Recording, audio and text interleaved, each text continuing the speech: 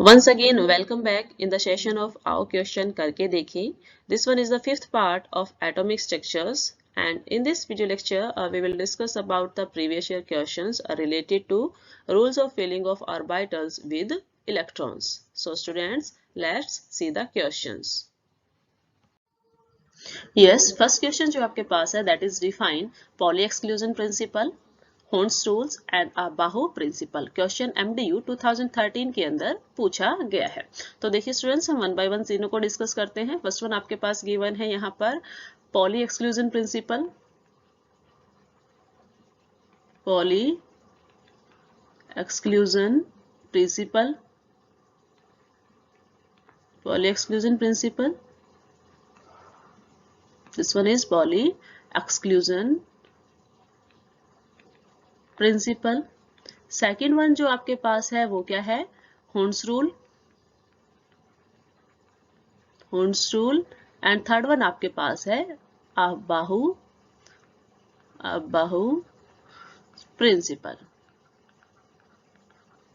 तो देखिए जो पॉली एक्सक्लूजन प्रिंसिपल है उसके अकॉर्डिंग क्या है कि जब भी आप इलेक्ट्रॉन्स को फिल करते हैं, ठीक है, तो कोई भी दो इलेक्ट्रॉन्स जो है उनके सभी क्वांटम नंबर्स की वैल्यू, उनके जो 4 क्वांटम नंबर्स है उनकी वैल्यू सेम नहीं होती है. तो according to Pauli exclusion principle, no to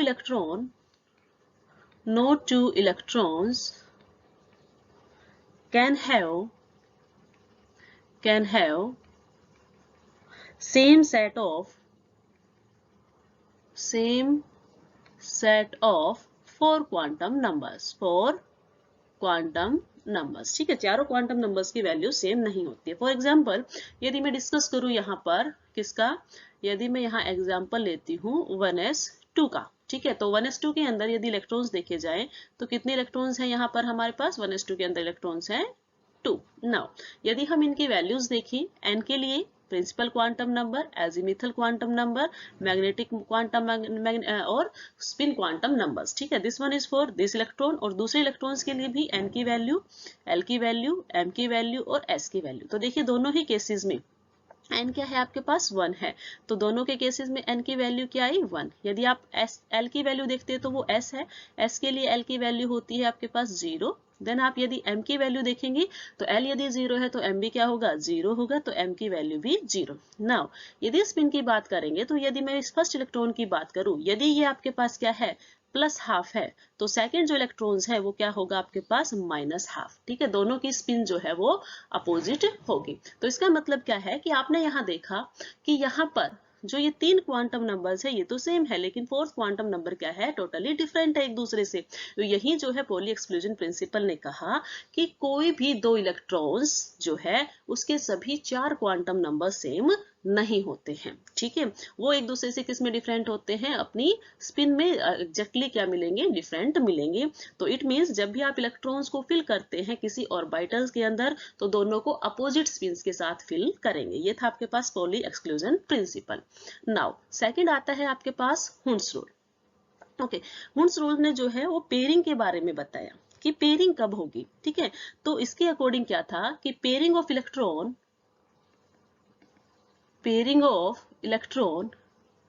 cannot take place until each orbital belongs to same subcell are singly occupied.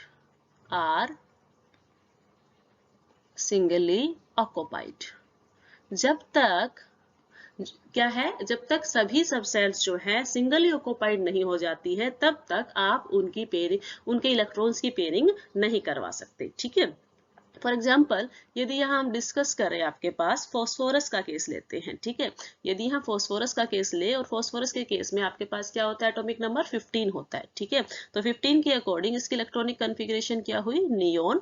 And neon के बाद क्या हो जाएगा आपके पास? 3s2 3p. ठीक है, 3p के अंदर आपके पास क्या है? 3 इलेक्ट्रॉन्स है. नाउ 10 इलेक्ट्रॉन्स यहाँ तक फिलअप हो चुके हैं। हम 3s को देखें तो 3s के अंदर आपने इलेक्ट्रॉन्स जो है एक ही ऑर्बिटल था इसका, तो आपने दोनों इलेक्ट्रॉन्स की पेयरिंग करवा दी।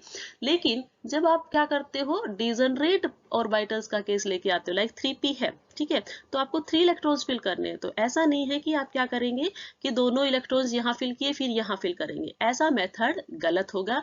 हुंड्स के अकॉर्डिंग क्या है कि जब से पहले आप क्या कराओगे, सभी जो सब सेल्स हैं उनको क्या करोगे, 1 इलेक्ट्रॉन प्रोवाइड कराओगे। यदि एक्स्ट्रा और रहता है देन आप उसकी पेयरिंग कराओगे, ठीक है। फॉर एग्जाम्पल यदि आपके पास कहीं क्या है, P4 है, तो P4 के केस में आपके पास क्या होगा, फर्स्ट ऑफ ऑल तीनों की एक एक इलेक्ट्रॉन्स दे जाएंगे और उसके बाद पेयरिंग होगी फर्स्ट के साथ। तो ये था आपके पास हुंड्स रूल कि पेयरिंग तब तक नहीं होगी जब तक कि जो ऑर्बिटल सेम सब सेल्स के हैं वो एक बार सिंगली ऑक्युपाइड ना हो जाए, उनके अंदर एक एक इलेक्ट्रॉन्स फिल ना करवा दिया जाए। नाउ नेक्स्ट वन आपके पास है अबाहु प्रिंसिपल। तो अबाहु प्रिंसिपल के अकॉर्डिंग क्या है कि जब भी आप इलेक्ट्रॉन्स को फिल करते हो, ठीक है, जब भी आप इलेक्ट्रॉन्स को फिल करते हो तो उनको फिल करते वक्त आपको इलेक्ट्रॉन्स डालने हैं सबसे पहले लोअर एनर्जी लेवल में and then to higher energy level. So according to Aufbau you can write here the electrons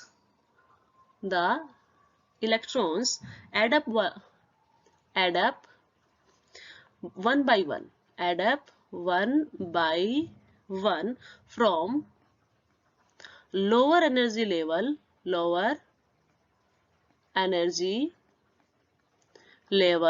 to higher energy level to higher energy level। Lower energy level से higher energy levels के अंदर आप electrons की fill up कराएंगे, ठीक है। जैसे सबसे पहले आप इलेक्ट्रॉन डालते हो S के अंदर, देन उसके बाद आप डालोगे P में, देन आप डालोगे D में और देन डालोगे F में। ये सभी जो ट्रेंड है वो उनकी एनर्जी लेवल्स के अकॉर्डिंग है, ठीक है। जैसे यदि आपको इलेक्ट्रॉन्स डालना है तो आपने पहले 2 इलेक्ट्रॉन्स डाले S के अंदर, देन 6 इलेक्ट्रॉन P के अंदर, देन D के अंदर 10 और देन F के अंदर 14 इलेक्ट्रॉन्स की फिलिंग कराते हैं, ठीक है।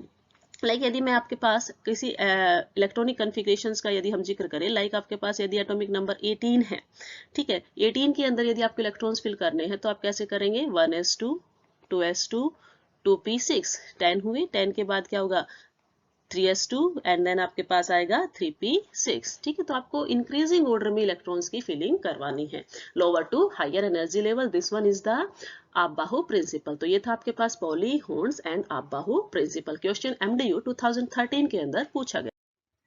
नेक्स्ट क्वेश्चन है आपके पास, state and explain N+L rule, ठीक है। N+L रूल को आपको एक्सप्लेन करना है। तो देखिए N+L रूल क्या है। N+L रूल के अकॉर्डिंग आपके पास 2 रूल्स फॉलो होते हैं, ठीक है।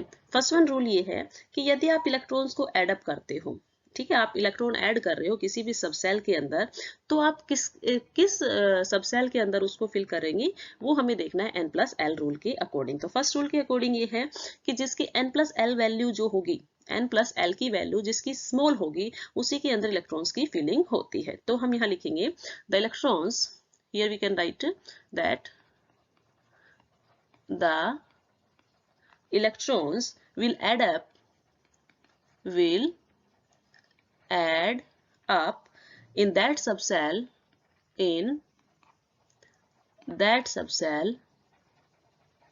which have lower value of N+L, जिसकी N+L की वैल्यू लोअर होगी उसी के अंदर इलेक्ट्रॉन्स की फिलिंग कराएंगे।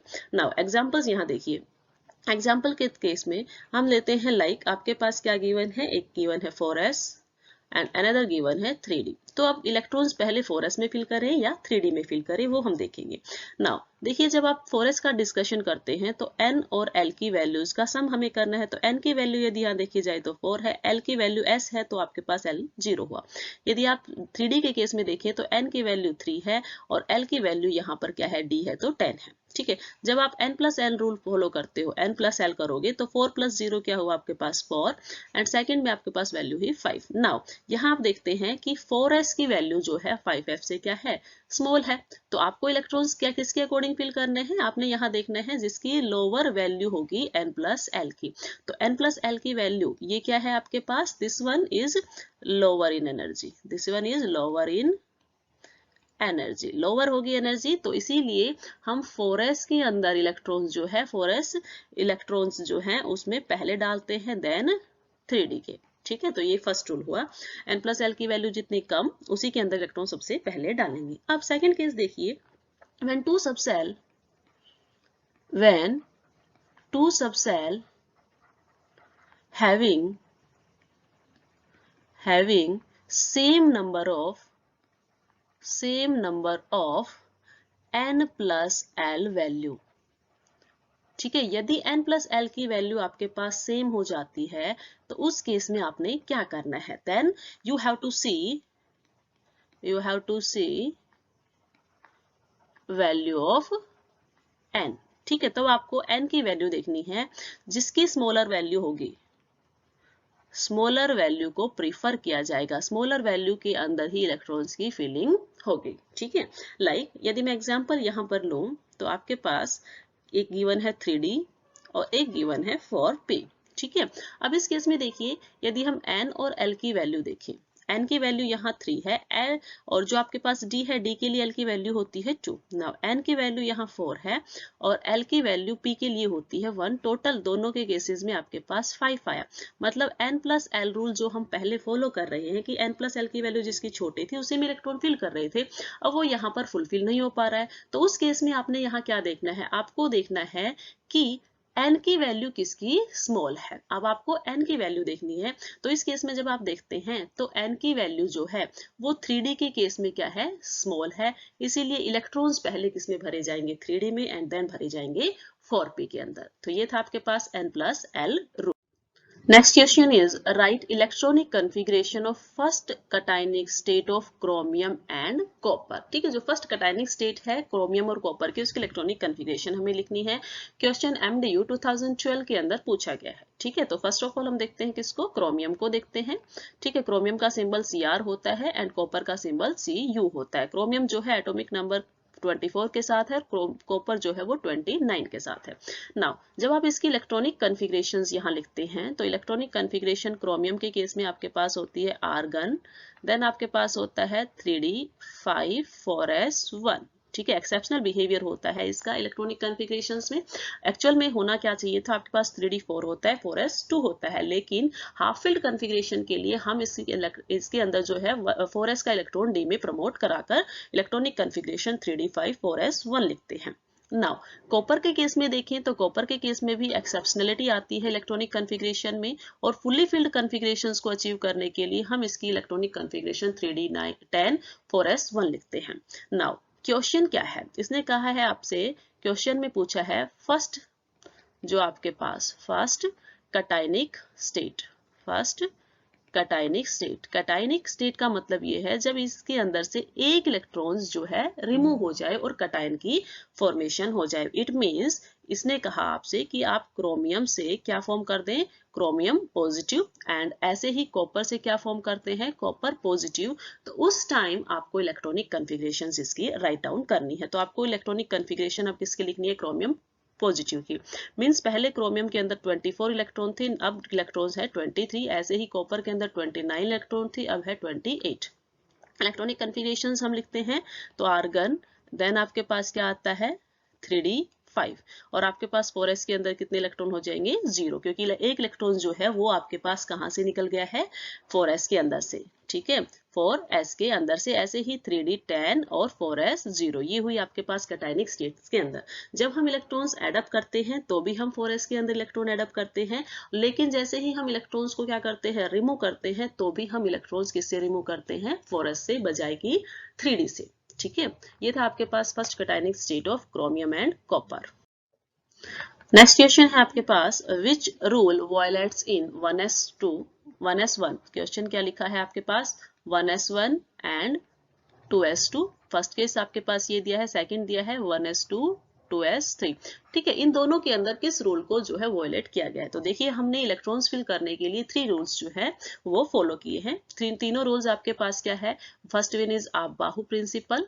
ठीक है, आप-बाहु प्रिंसिपल है, देन आपके पास आता है हुन्स रूल, एंड देन आता है पॉली एक्सक्लूजन प्रिंसिपल। तीनों रूल्स हमने फॉलो किए हैं। आप-बाहु के अकॉर्डिंग ये है कि आप इलेक्ट्रॉन्स को फिल करेंगे तो पहले लोअर एनर्जी लेवल में and then higher energy levels के अंदर। हून्स रूल के अकॉर्डिंग क्या है कि पेयरिंग आपको देखनी है। पेयरिंग कब तक नहीं होगी, जब तक कि हाफ फिल्ड ना हो जाए। और आपके पास जो पॉली एक्सक्लूजन प्रिंसिपल है उसने ये कहा है कि किसी भी ऑर्बिटल के अंदर, किसी भी जो ऑर्बिटल है उसके सब सेल के अंदर 2 इलेक्ट्रॉन से ज्यादा इलेक्ट्रॉन्स नहीं आ सकते और दोनों की स्पिन क्या होती है, अपोजिट होती है। नाउ देखिए, जब हम 1s1 2s2 की बात करते हैं तो हमने क्या किया है, यहाँ पर 1 इलेक्ट्रॉन यहाँ फिल कर दिया और उसके बाद इलेक्ट्रॉन्स जो है 2s के अंदर डाले हैं।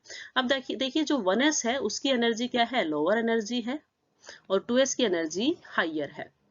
इसकी एनर्जी आपके पास क्या है, हाइयर है। नाउ यहाँ हमने अबाहु प्रिंसिपल के अकॉर्डिंग पढ़ा है। अबाहु प्रिंसिपल के अकॉर्डिंग आपने क्या पढ़ा है, अबाहु के अकॉर्डिंग आपने पढ़ा कि जो इलेक्ट्रॉन्स होते हैं उनको किसके अकॉर्डिंग डालते हैं, पहले लोअर एनर्जी लेवल में, देन हायर एनर्जी लेवल्स में।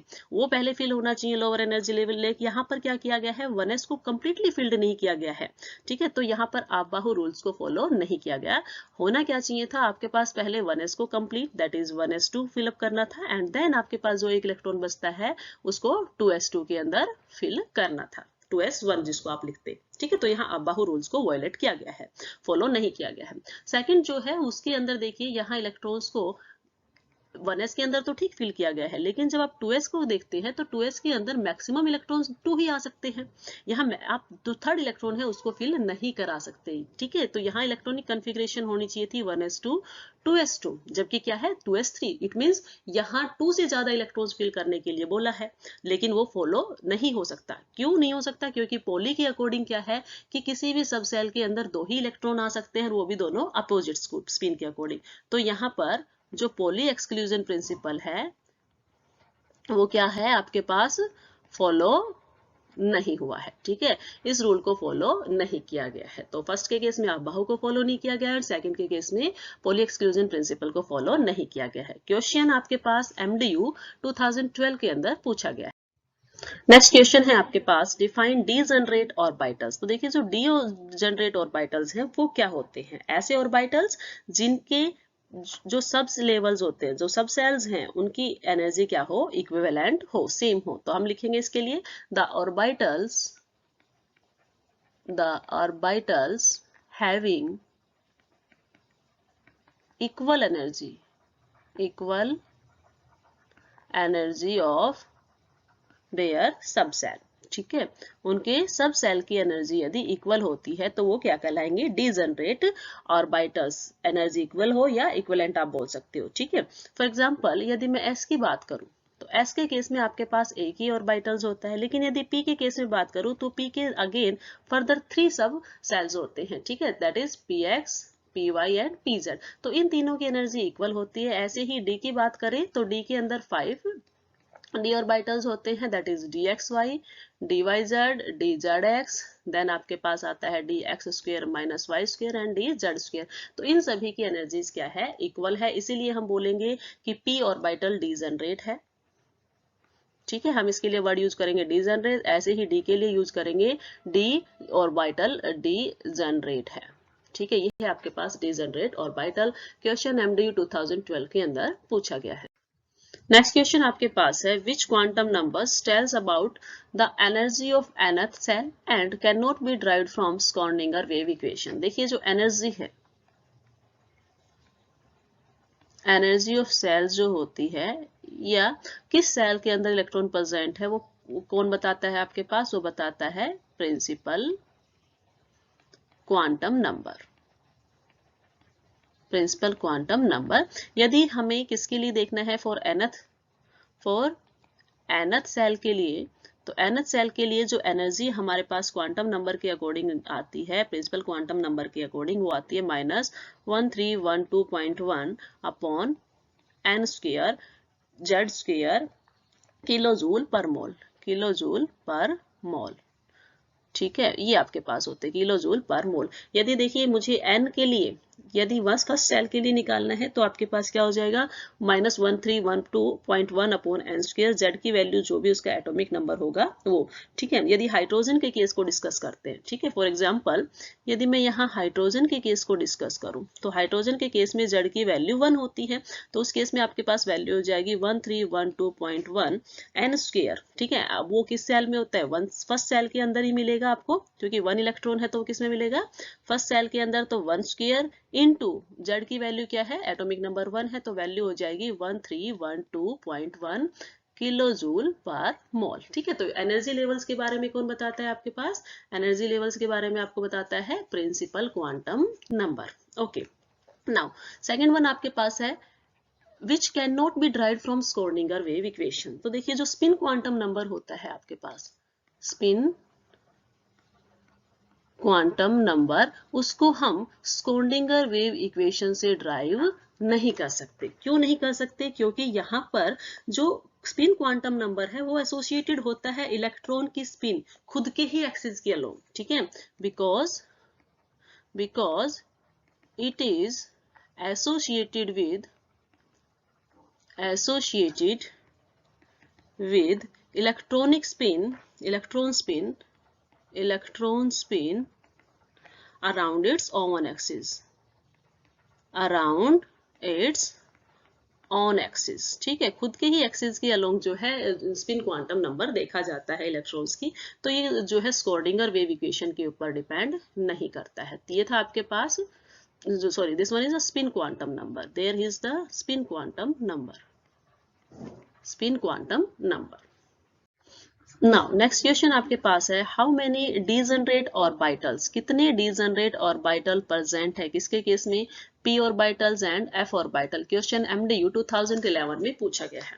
तो देखिए जब हम p ऑर्बिटल का केस लेते हैं, p ऑर्बिटल या p सबसेल का केस लेते हैं, तो p सबसेल के केस में ये जो आपके पास डीजनरेट ऑर्बिटल्स है उसके बारे में आपको बताता है एजीमुथल क्वांटम नंबर। ठीक है, तो देखिए जब आप p के केस में l की वैल्यू को देखते हैं तो l की वैल्यू यहाँ पर आती है 1। ठीक है, p के केस में l की वैल्यू क्या आती है, 1 आती है। नाउ यदि हम यहाँ से m की वैल्यू फाइंड आउट करें तो 12 + 1 है और वो आ जाती है आपके पास 21 + 1 = 3। इसका मतलब 3 जो है आपके पास डीजनरेट d ऑर्बिटल्स होंगे, और वो कौन से होंगे आपके पास, px, py and pz, px, py and pz। Okay, now second case हम देखते हैं किसका, this one is d orbital. तो जो आपके पास d ऑर्बिटल है, not f orbital, this is d orbital. तो d ऑर्बिटल के केस में यदि हम l की वैल्यू देखें तो आपके पास आती है 2, और यदि हम वहां से m की वैल्यू फाइंड आउट करें तो 12 + 1 that is 2 × 2 + 1 = 5। It means 5 degenerate d orbitals वहां प्रेजेंट होंगे। ठीक है, तो वो 5 डीजनरेट ऑर्बिटल्स कौन से हैं, that first one is dxy, dyz, dzx, then dx² - y² and then dz²। तो ये थे आपके पास degenerate orbital in case of p subshell and d subshell. Question MDU 2011 के अंदर पूछा गया है। नेक्स्ट क्वेश्चन है आपके पास, write general electronic configuration of s, p, d and f elements. s, p, d, f orbitals के लिए आपको जनरल इलेक्ट्रॉनिक कॉन्फ़िगरेशन जो है वो यहाँ लिखनी है, s, p, d and f के लिए। ठीक है, s, p, d and f के लिए आपको क्या करनी है, इलेक्ट्रॉनिक कॉन्फ़िगरेशंस लिखनी है। तो देखिए जब हम s की बात करते हैं तो s के केस में आपके पास जो इलेक्ट्रॉनिक कॉन्फ़िगरेशन आती है, आप s ऑर्बिटल के अंदर मैक्सिमम इलेक्ट्रॉन डाल सकते हो 1 to 2। तो जनरल इलेक्ट्रॉनिक कॉन्फ़िगरेशन हुई ns 1 to 2। जब p के केस में डिस्कस करते हैं तो p से लोअर एनर्जी लेवल s होता है, तो s के अंदर 1 to 2 इलेक्ट्रॉन्स आते हैं। ठीक है, आप इसको सिंपली लिख सकते हो ns2, क्योंकि आप इसको लोअर एनर्जी लेवल है तो फिल करके चलेंगे, तो ns2 एंड np, p के अंदर कितने इलेक्ट्रॉन्स डाल सकते हो, मैक्सिमम 6, क्योंकि p के अंदर 3 सबसेल्स होते हैं, तो एक सबसेल के अंदर आपके पास इलेक्ट्रॉन आते हैं 3, तो टोटल आएंगे 6। तो इलेक्ट्रॉन्स कहाँ से कहाँ तक फिल कर सकते हो, 1 to 6। नाउ देन आता है आपके पास d ऑर्बिटल्स। तो d ऑर्बिटल के केस में आपके पास आता है ns के अंदर इलेक्ट्रॉन्स डाल सकते हो 1 और 2। देन आपके पास आता है n - 1 d 1 to 10। यहाँ n-d क्यों लिखा है, क्योंकि आपके पास जो d ऑर्बिटल्स है वो थोड़ा अंदर की साइड बरीड होता है, ठीक है, आउटर मोस्ट सेल से अंदर की साइड बरीड होगा तो वो प्लेंटिमेट सेल होता है, ठीक है। ये क्या कहलाती है, प्लेंटिमेट सेल्स। तो उसके अंदर हम इलेक्ट्रॉन्स कितने डाल सकते हैं, 10, क्योंकि आपने देखा था d ऑर्बिटल्स के 5d सब ऑर्बिटल्स होते हैं, तो टोटल इलेक्ट्रॉन्स क्या हुए आपके पास 10। तो इलेक्ट्रॉन 1 to 10 हम इसमें फिल कर सकते हैं according to the atomic number. Now जब F का केस आता है तो F के केस में क्या है, NS के केस में इलेक्ट्रॉन्स 2 फिल कर सकते हैं। देन उससे लोअर एनर्जी लेवल आपके पास आता है F से, वो आता है n-1। D के अंदर इलेक्ट्रॉन 0 to 1 एंड देन आपके पास इलेक्ट्रॉन जो आप एंटी प्लेंटिमेट सेल जिसको आप n-2 बोलते हो उसके अंदर इलेक्ट्रॉन डालते हो 1 to 14, ठीक है। आप जब भी इस तरह से डिस्कशन करें कि ये आपके पास क्या है, कोई भी एटम की कोई सेल्स हम जब दिखाते हैं ऑर्बिटल्स दिखाते हैं तो ये सेल क्या है, n सेल है, उससे अंदर की सेल n-1 सेल है और उससे अंदर की सेल n-2 सेल्स होती है। ये था आपके पास general electronic configuration of sp d and f orbital. Question KU की 2014 में पूछा गया है। नेक्स्ट क्वेश्चन है calculate number of unpaired electrons. आपको नंबर ऑफ अनपेयर्ड इलेक्ट्रॉन्स जो है कैलकुलेट करने हैं। किसके केस में, chromium 3 positive and copper 2 positive. First case है आपके पास sorry here is chromium, this is not copper, this one is chromium, this one is chromium 3 positive and second one is copper 2 positive. तो देखिए chromium जो है उसका atomic number आप यदि ग्राउंड स्टेट में देखें तो वो क्या होता है 24 है। जनरल इलेक्ट्रॉनिक कॉन्फ़िगरेशन इसकी क्या होगी आपके पास, argon 3d 5 4s 1। Okay, now अब आपको क्या करना है, कैटायनिक स्टेट क्या गिवन है, +3 स्टेट गिवन है।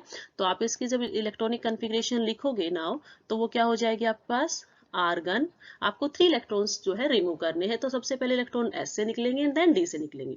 तो S से इलेक्ट्रॉन निकले तो आपके पास 0 इलेक्ट्रॉन बचे, 5d इलेक्ट्रॉन्स है, 2 और रिमूव करने हैं तो आपके पास कितने बचेंगे 3d 3।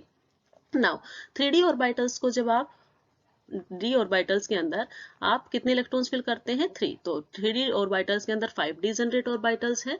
फर्स्ट आपने फर्स्ट इलेक्ट्रॉन फिल किया, देन सेकंड और देन थर्ड। आप हुंस रूल को फॉलो करते हुए इलेक्ट्रॉन्स फिल कर रहे हैं। तो आपके पास 3 इलेक्ट्रॉन्स आपने फिल किए तो और तीनों के तीनों क्या है, अनपेयर्ड है। तो 3 अनपेयर्ड इलेक्ट्रॉन्स आपके पास क्या है, इस केस में प्रेजेंट है क्रोमियम 3 पॉजिटिव के केस में। नाउ आता है केस आपके पास कॉपर 2 पॉजिटिव का। तो कॉपर के केस में यदि आप इलेक्ट्रॉनिक कॉन्फ़िगरेशन देखें तो एटॉमिक नंबर इसका होता है 29। तो आप इसकी इलेक्ट्रॉनिक कॉन्फ़िगरेशन लिखेंगे argon 3d10 and 4s1। Now cationic state given है +2, तो आप +2 इलेक्ट्रॉन मतलब 2 इलेक्ट्रॉन्स यहाँ से रिमूव करेंगे तो आपके पास 1 इलेक्ट्रॉन्स रिमूव होगा कहाँ से, S से, एंड 1 इलेक्ट्रॉन होगा आपके पास D से, ठीक है। नाउ इलेक्ट्रॉन्स को फिल कीजिए नंबर ऑफ अनपेयर्ड इलेक्ट्रॉन्स निकालने के लिए d ऑर्बिटल्स के अंदर।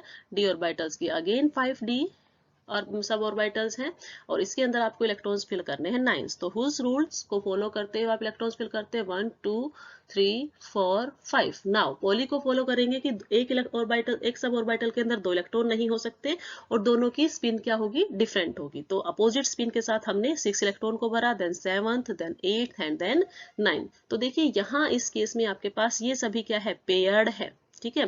प्लस हाफ ने माइनस हाफ के साथ पेयरिंग कर ली है, लेकिन यहाँ ये इलेक्ट्रॉन कैसा है आपके पास, अनपेयर्ड है। तो आपके पास कितने इलेक्ट्रॉन बचते हैं यहाँ पर, 1 अनपेयर्ड इलेक्ट्रॉन्स। तो आपके पास आंसर क्या आता है, फर्स्ट केस में आपके पास 3 अनपेयर्ड इलेक्ट्रॉन है और सेकंड केस में आपके पास 1 अनपेयर्ड इलेक्ट्रॉन है। KU के 2013 में क्वेश्चन पूछा गया है। सेकंड क्वेश्चन जो इसी से रिलेटेड है आपके पास, calculate number of unpaired electron. इस केस में भी आपको number of unpaired electron find out करने हैं। किसके केस में, nickel 2 positive and Fe 3 positive. तो देखिए आपको निकिल का एटॉमिक नंबर पता होना चाहिए, ओके। ऐसे ही आपको आयरन का भी एटॉमिक नंबर पता होना चाहिए। निकिल का एटॉमिक नंबर होता है 28, आयरन का एटॉमिक नंबर होता है आपके पास 26। इसकी जब इलेक्ट्रॉनिक कॉन्फ़िगरेशन आप लिखोगे, ठीक है, आप इसकी इलेक्ट्रॉनिक कॉन्फ़िगरेशन लिखते हो, पहले किसमें लिखोगे, निकिल ग्राउंड स्टेट के अंदर, ठीक है। निकिल जो है ग्राउंड स्टेट में यदि आप लिखोगे, ठीक है, तो ग्राउंड स्टेट में इलेक्ट्रॉनिक कॉन्फ़िगरेशन क्या हो जाएगी, आर्गन, देन 3d8 4s2। ठीक है, आर्गन 18 होता है, 18 के बाद आपके पास 4s के अंदर 2 इलेक्ट्रॉन्स, 20 हुआ, 20 के बाद आपके पास 8 इलेक्ट्रॉन, 28 हो गया। नाउ आपको कैटायनिक फॉर्म अब यहाँ देखनी है। कैटायनिक फॉर्म के अंदर मीन्स आप इसको एक्साइटेड स्टेट भी बोल सकते हो। ठीक है, तो अब आप इसके केस में देखेंगे तो 2 इलेक्ट्रॉन्स जो है वो रिमूव हो चुके हैं। तो रिमूव होने के बाद आपके पास जो फॉर्म होता है वो क्या बचता है, 3d8। Now number of unpaired electrons आपको काउंट करने हैं, तो नंबर ऑफ अनपेयर्ड इलेक्ट्रॉन्स के लिए आप इसको d ऑर्बिटल्स के अंदर फिल करेंगे। d ऑर्बिटल्स के अंदर फिल करेंगे अकॉर्डिंग टू हुंस रूल। सबसे पहले सभी को सिंगली ऑक्युपाइड, देन सभी की पेयरिंग जहां तक इलेक्ट्रॉन्स फिल होते हैं। ठीक है, अब यहाँ आपने देखा 2 इलेक्ट्रॉन्स क्या है, अनपेयर्ड है, तो नंबर ऑफ अनपेयर्ड इलेक्ट्रॉन आपके पास क्या हुए, नंबर ऑफ अनपेयर्ड इलेक्ट्रॉन्स वो क्या हो गए, 2। ओके, नाउ नेक्स्ट केस क्या है आपके पास, आयरन का है। आयरन का एटॉमिक नंबर जब आपने देखा तो क्या है वो आपके पास 26 है। तो 26 के केस में आप इलेक्ट्रॉनिक कॉन्फ़िगरेशन लिखते हैं इसकी आर्गन, देन आपके पास 3d6 and then 4s2। Now आप किस केस में लिखेंगे, आयरन 3 पॉजिटिव के केस में लिखेंगे। तो 3 पॉजिटिव के केस में लिखते हैं तो क्या होगा, आर्गन, देन आपके पास 3d4s। नाउ 4s के अंदर से आपने 2 इलेक्ट्रॉन्स रिमूव किए और 1 इलेक्ट्रॉन्स कहां से फिल करेंगे, d से, तो टोटल 3 इलेक्ट्रॉन्स आपने यहां से रिमूव कर दिए। नाउ अनपेयर्ड इलेक्ट्रॉन्स के लिए फाइंड आउट करने के लिए आप क्या करते हो, इनको d ऑर्बिटल्स के अंदर फिलअप करके देखते हैं। फिलअप करते हैं तो आपके पास 5 इलेक्ट्रॉन्स है, 1 2 3 4 एंड 5, और सारे के सारे क्या है आपके पास, अनपेयर्ड है। तो टोटल 5 अनपेयर्ड इलेक्ट्रॉन्स जो है आयरन के केस में प्रेजेंट है। तो आप बोल सकते हो अनपेयर्ड इलेक्ट्रॉन यदि आपके पास आता है किसके केस में, निकिल के केस में 2, निकिल 2 पॉजिटिव के केस में, और यदि आपके पास आयरन 3 पॉजिटिव का केस आता है तो उसके केस में आपके पास आते हैं 5 unpaired electrons. Question KUK 2011 and CW 2016 में पूछा गया है। नेक्स्ट क्वेश्चन है आपके पास, which of the following are not transition element. ठीक है, इनके अंदर से कौन सा ट्रांजिशन एलिमेंट नहीं है और क्यों नहीं है। एलिमेंट्स आपके पास गिवन है कॉपर, सल्फर, गैलियम एंड पैलेडिनम। तो देखिए जो ट्रांजिशन एलिमेंट की हम बात करते हैं, ट्रांजिशन एलिमेंट्स, ट्रांजिशन एलिमेंट्स का दूसरा नाम हम बोलते हैं डी ब्लॉक एलिमेंट्स। ठीक है, तो ट्रांजिशन एलिमेंट्स आपके पास क्या होते हैं, those elements which have partially filled D orbitals in their elementary form as well as in their oxidation state. ठीक है, तो हम इसको लिखेंगे, these are those elements, these are those elements which have partially filled d orbitals in their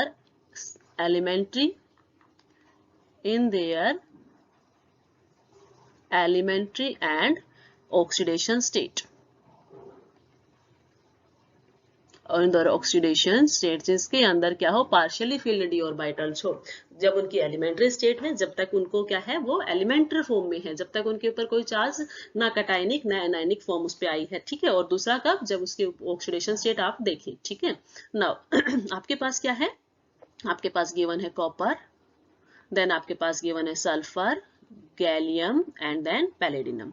तो देखिए इसमें आपको क्या देखना है कि इनमें से कौन ट्रांजिशन एलिमेंट है और कौन ट्रांजिशन एलिमेंट नहीं है। तो लास्ट इलेक्ट्रॉन यदि डी ऑर्बिटल्स के अंदर जाता है तो आप उसको बोलते हैं कि वो क्या है, ट्रांजिशन एलिमेंट, और we can say D block element. तो देखिए कॉपर जो है उसका एटॉमिक नंबर होता है 29, सल्फर का एटॉमिक नंबर क्या होता है 16, गैलियम का होता है आपके पास 31 और पैलेडिनम का होता है आपके पास 46। नाउ इलेक्ट्रॉनिक कन्फिगरेशन के अकॉर्डिंग आप बता सकते हैं कि कौन सा ट्रांजिशन एलिमेंट है और कौन सा नहीं है। तो जब आप कॉपर की लिखते हैं तो आपके पास आता है 3d10 4s1। ओके, देन आप चाहते हैं सल्फर के लिए, तो सल्फर के अंदर 10 हुआ नियोन के लिए, एंड देन आपके पास आता है 3s2 एंड 3p के अंदर आते हैं आपके पास 4 इलेक्ट्रॉन्स। ठीक है, देन गैलियम है, गैलियम के केस में आपके पास electronic configuration argon, and then आपके पास क्या आता है 31 है, तो 3d10 then 4s2 and 4p1। Okay, now palladium है, पैलेडिनम 46 होता है, तो इसके अंदर आपके पास क्या जाएगा, ये 4d सीरीज के अंदर जाएगा, तो ये आपके पास 4d10 5s0। नाउ इसके अकॉर्डिंग आप बता सकते हैं कि यहाँ जो है, यहाँ इलेक्ट्रॉन्स, लास्ट इलेक्ट्रॉन डी में गया है ठीक है, यहाँ भी लास्ट इलेक्ट्रॉन डी में गया है और यहाँ भी लास्ट इलेक्ट्रॉन किस में गया है, डी में गया है। सॉरी, यहाँ जो है सेकंड केस जो है आपके पास, यहाँ ये जो है 3D के अंदर यहाँ पर क्या गिवन है आपके पास 3D10। यहाँ लास्ट इलेक्ट्रॉन जो गया है वो गया है P के अंदर, sorry this one is P। Okay, यहाँ जो लास्ट इलेक्ट्रॉन गया है वो किस में गया है आपके पास P के अंदर, this one is 4p1। Okay, जो लास्ट इलेक्ट्रॉन गया है वो किस में गया है 4p1 के अंदर। तो इसी के अकॉर्डिंग आप बताएंगे कि देखिए जो फर्स्ट है, ठीक है, फर्स्ट वन जो है आपके पास वो क्या है आपके पास, वो है आपके पास डी ऑर्बिटल या ट्रांजिशन एलिमेंट है। ये आपके पास ट्रांजिशन एलिमेंट नहीं है, ये भी आपके पास ट्रांजिशन एलिमेंट नहीं है, और ये डी के अंदर गया है तो ये ट्रांजिशन एलिमेंट आपके पास है। ये था क्वेश्चन आपके पास KU के 2011 में पूछा गया।